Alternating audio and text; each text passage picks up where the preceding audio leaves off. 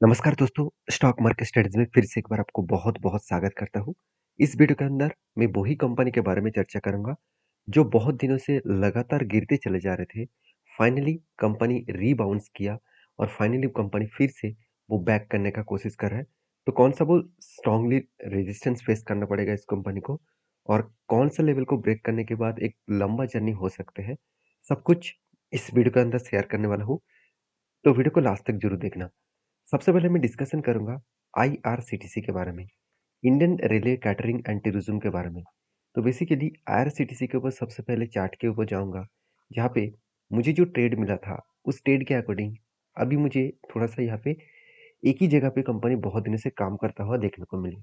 आप ध्यान से देखेंगे तो कंपनी के ऊपर क्या हुआ, लंबा जर्नी के बेसिस में एक पैटर्न्स बना और वो भी कुछ इस तरीके से, पहले कप बने उसके बाद हैंडल पैटर्न बने। मतलब पहले एक स्ट्रांगली क्या कप को वो तैयार किया, उसके बाद हैंडल बटन क्रिएट किया और फाइनली आप देख सकते हैं यहाँ पे फाइनली वो ब्रेकआउट भी किया, ब्रेकआउट कंफर्मेशन भी किया था। ब्रेकआउट ब्रेकआउट कंफर्मेशन करने के बाद कंपनी के ऊपर रीटेस्ट करने का बारी था, रीटेस्ट भी किया और जब रीटेस्ट किया था तब कुछ इस तरीके से हैमर जैसे पैटर्न क्रिएट किया। तो कोई भी अगर स्ट्रांगली सपोर्ट लेवल से हैमर जैसे पैटर्न क्रिएट करता है तो पॉसिबिलिटी ज़्यादा होते हैं वहाँ से बाउंस करने का, मतलब वहाँ से ऊपर जर्नी करने का। अगर हुआ कुछ ऐसा कि थोड़ा सा ऊपर जाने के बाद करेक्शन हुआ, फिर से देखिए थोड़ा सा ऊपर जाने के बाद फिर से इलेक्शन का रिजल्ट में करेक्शन हुआ और थर्ड टाइम फिर से करेक्शन हुआ। मतलब बार बार वो नीचे आने का कोशिश कर रहा है। इसका मतलब है कि सेलिंग प्रेशर है, बायर बायर से ज़्यादा सेलिंग प्रेशर है। तो फिर भी क्या, अगर करेक्शन हो मतलब गिरावट का माहौल हो तो कहाँ तक गिर सकते हैं। देखिए पहली बात, फिलहाल के जो चार्ट बना है उस पैटर्न्स को देखा जाए, जो ब्रेकडाउन किया सपोर्ट लेवल को, उसके बाद नेक्स्ट कैंडल भी रेड बने, मगर रेड उतना स्ट्रॉन्ग रेड नहीं है, अपर साइड रेड है, मतलब बायर भी यहाँ पे एक्टिव है। तो कहने का मतलब है, अगर फिर से यहाँ पे रेड कैंडल बने और नीचे आना स्टार्ट हो जाए तो नेक्स्ट सपोर्ट लेवल तक आ सकते हैं। तो नेक्स्ट सपोर्ट लेवल कहाँ तक रहेगा, जो इसका मतलब हेड के बाद जो, सॉरी कप के बाद जो हैंडल बटन बना है 800 रुपीज़ के आसपास, इसी लेवल तक आने का बहुत चांसेस रहेगा, क्योंकि 200 डेज मूविंग एवरेज के नीचे भी वो ट्रेड कर रहा है। पॉसिबिलिटी ज़्यादा है कि 800 रुपीज़ तक आने का चांसेस रहेगा। तो मेरा व्यू क्या है, मेरा व्यू यही है कि कितना भी नीचे आए, मैं इस हाई लेवल, जो लेवल है 1265 के आसपास, इस लेवल तक मैं टारगेट लेने के लिए इंतजार करूंगा। तो बेस्ट तरीके से टारगेट मुझे मिलने वाला है। क्यों? क्योंकि इसका लाइफ टाइम हाई है, करीबन करीबन आप बोल सकते हैं 1280 रुपीज़ के आसपास। तो उसी के बीच में, उसी के अंदर यहाँ पे टारगेट का रेंज बने, तो इसका मतलब हायर पॉसिबिलिटी है टारगेट पाने का। तो बाकी आरसीटीसी के ऊपर दो चीज़ों को याद रखना। पहली बात क्या है, कंपनीज के ऊपर एक अपडेट है, जो अपडेट मैं आपके साथ शेयर करना चाहूँगा। आप देख सकते हैं IRCTC celebrate 25th of anniversary with special flight discount. मतलब आरसीटीसी 25th एनिवर्सरी सेलिब्रेशन करना चाहते हैं और मेरे हिसाब से 25 साल इस फील्ड का कोई भी कंपनी अगर काम कर रहे हैं तो उसमें एक तो पॉसिबिलिटी एक्सपीरियंस तो बहुत ज़्यादा होगा। तो शायद इसीलिए कंपनी एक बहुत बड़ा अनाउंसमेंट किया, क्योंकि 1999 में 27th ऑफ सितंबर में कंपनी बिजनेस को स्टार्ट किया था। तब से लेकर आज, जब वीडियो देख रहे हैं आज 25 तारीख है, 27 तारीख मतलब 2 दिन के बाद इसका मतलब 25th of anniversary, 25th of year complete हो जाएगा। तो इसका मतलब कंपनी में इतना जर्नी होने के बाद जो बिजनेस जिस तरीके से पॉजिटिव रखा, तो मेरे लिए बेस्ट है। तो इसलिए मैं इस कंपनी के ऊपर पॉजिटिव रहूंगा। आप कहेंगे सर, कंपनी फ्लाइट के स्पेशल डिस्काउंट दे रहा है क्या, इसलिए आप इस कंपनी के ऊपर पॉजिटिव है? बिल्कुल नहीं। कंपनी के ऊपर बिजनेस बहुत स्ट्रांग है।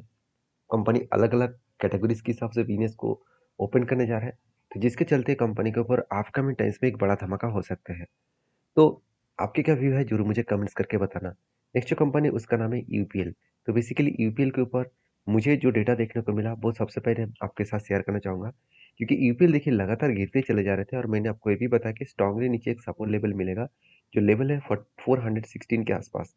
अगर उस सपोर्ट आने से पहले ही कंपनी रीबाउंड कर चुके हैं और अपर साइड में जब जा रहे थे तब मैंने आपको दो लेवल को मेंशन किया। पहले यहाँ पे एक स्ट्रांगली रेजिस्टेंस था 538 के आसपास, क्योंकि उस लेवल में 200 डेज मूविंग एवरेज भी था। तो हुआ कुछ ऐसा कंपनी क्या किया, 200 डेज मूविंग एवरेज को ब्रेकआउट किया, ब्रेकआउट कंफर्मेशन भी किया, और जब रीटेस्ट किया तब मैंने आपको एक बार वीडियो बना के आपको शेयर किया और ये भी बताया कि ऐसे कंपनी बाउंस बैक कर सकते हैं। अगर आप साइड में जाए तो कहाँ तक जा सकते हैं? इसका जो सबसे स्ट्रॉन्ग एक रेजिस्टेंस कम सप्लाई जोन है, वो है कौन कौन सा? वो लेवल है अराउंड 612 रुपीज़ के आसपास। आप ध्यान से इस लेवल को देखना, यहाँ पे जो लेवल निकल कर आ रहा है, मैं एक बार लेवल को मार्किंग कर रहा हूँ, आप इस लेवल को देखना, 620 रुपीज़, 610 रुपीज़ के आसपास इसका लेवल है, और वही लेवल में जाकर कंपनी अटक चुके हैं, क्योंकि यही लेवल इसका स्ट्रांगली रेजिस्टेंस लेवल इसीलिए बोल रहा था, क्योंकि ये लेवल से ही कंपनी के ऊपर बिग फॉल हुआ। तो मतलब यही लेवल कंपनी के लिए रेजिस्टेंस कम सप्लाई जोन है। तो मेरे हिसाब से इस लेवल तक जब भी वो टच करेंगे तो यहाँ से करेक्शन होने का चांसेस है। अभी बहुत सारे इस तरीके से लेवल्स मिलेगा, जिस लेवल्स को फॉलो करके कंपनी आगे बढ़ रहा है। तो क्वेश्चन ये है, क्या कोई ट्रेड बन सकता है? देखिए, ट्रेड लेने से पहले कंपनी का उस टाइम का, उस क्वार्टर का क्वार्टरली रिजल्ट आपको देखना चाहिए। अगर रिजल्ट को देखूँ तो मुझे रिजल्ट में थोड़ा सा वीकनेस लगा, थोड़ा सा मतलब 14,200 करोड़ से 9,000 करोड़ तक कंपनी के रेवेन्यूज दिखे। प्रॉफिट का ग्रोथ के बारे में बात करूँ तो प्रॉफिट देखिए लगातार वीक होता चला गया, मतलब सेल्स भी मतलब वीक है एंड प्रॉफिट भी वीक वीक होता देखने को मिला। प्रॉफिट तो बुरी तरीके से खराब हो चुके हैं, क्योंकि 1,000 करोड़ का कंपनी लॉसेस किया, और 500 करोड़ के आसपास अभी करंटली लॉसेस है। तो इसका मतलब कंपनी खुद को रिकवरी करने का कोशिश तो कर रहा है, मतलब इतना आसानी से वो रिकवरी कर नहीं पा रहा, तो जिसके चलते थोड़ा सा यहाँ पे प्रेशराइज तो बनेगा। तो मेरे हिसाब से कंपनी के ऊपर जो लोग सोच रहे हैं कि कंपनी के ऊपर क्या किया जाए, उसके लिए बता दूं, थोड़ा सा अभी संभल कर काम करिएगा, क्योंकि अभी भी उतना स्ट्रांगली ग्रोथ देखने को नहीं मिला, जिस ग्रोथ से कंपनी फिर से इसका पीक लेवल तक जाने के बहुत तैयारी हो जाए। तो मेरे हिसाब से कंपनीज के ऊपर आपको थोड़ा सा स्टडी करके काम करना होगा। मेरे ओपिनियन जो है मैं पहले ही बोल चुका हूँ, अगर मुझे यहाँ पे कप तो हैंडल बन चुके हैं, अगर मुझे एक छोटा सा हैंडल पैटर्न क्रिएट हो तो मैं छोटे क्वांटिटी के साथ यहाँ पे काम करना चाहूँगा। तो नेक्स्ट जो कंपनी है, उसके बारे में चर्चा करने से पहले रिक्वेस्ट करूंगा, चैनल को सब्सक्राइब नहीं किया तो जरूर कर लीजिएगा, और एक लाइक जरूर कर दीजिएगा। तो नेक्स्ट जो कंपनी उसका नाम है टाटा स्टील। देखिए, टाटा स्टील टाटा ग्रुप की एक सबसे पुराना कंपनी है, आप सभी जानते हैं। टाटा स्टील का खासियत पॉइंट यही है, कंपनी के ऊपर कुछ भी हो जाए, इंस्टीट्यूशन माल बेचने के लिए कभी भी तैयार नहीं है। एक इंस्टीट्यूशन माल बेचेंगे तो दूसरा इंस्टीट्यूशन उस माल को खरीदारी कर लेंगे। तो यही खासियत पॉइंट है टाटा स्टील के ऊपर। और टाटा स्टील के ऊपर जो व्यू आपको देखने को मिलेगा, जहाँ पे मुझे फिर से बाउंस बैक होता हुआ देखने को मिले। मैंने आपको पहले भी मेंशन किया था कि टाटा स्टील के ऊपर जो मेरा एंटी है, वो बहुत पुराना एंटी है। जैसे यहाँ पे क्या बना था, कफ विद हैने पैटर्न्स, और फाइनली वो धीरे धीरे जाकर यहाँ पे टारगेट को अचीव किया, शानदार तरीके से एक टारगेट का अचीव किया। और वो भी देख सकते हैं, 33% का टारगेट था, और कितने दिनों में मिला?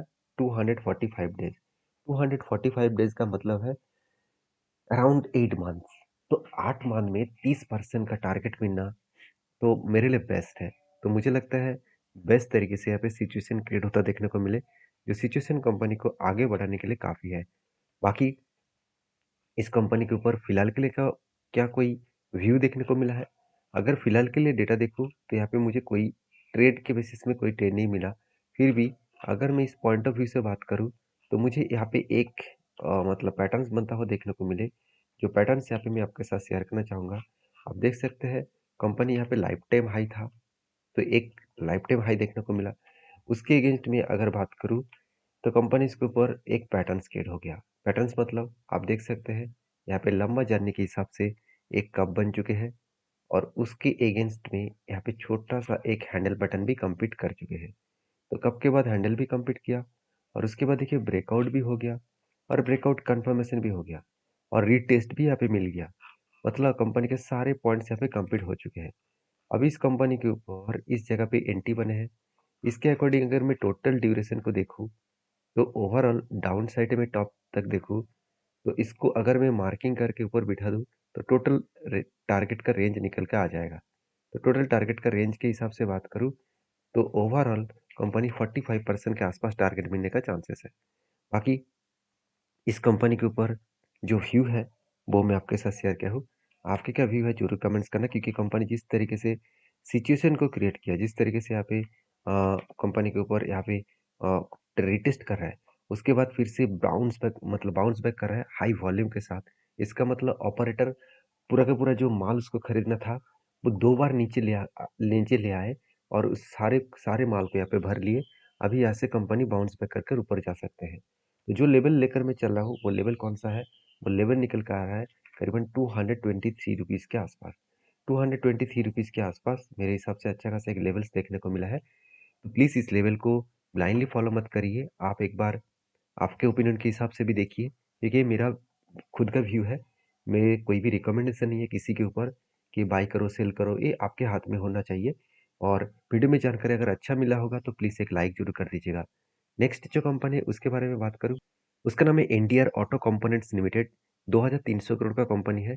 फिर भी कंपनी के ऊपर अपडेट यही है कि कंपनी यहाँ पे बोनस देने जा रहा है। 25th ऑफ मतलब सितंबर, आज के दिन कंपनी एक के बदले एक बोनस दे चुके हैं। कितने सारे लोगों को बोनस मिला, ज़रूर मुझे कमेंट्स करके बताना। वीडियो अच्छा लगे तो प्लीज़ लाइक करना। Thank you.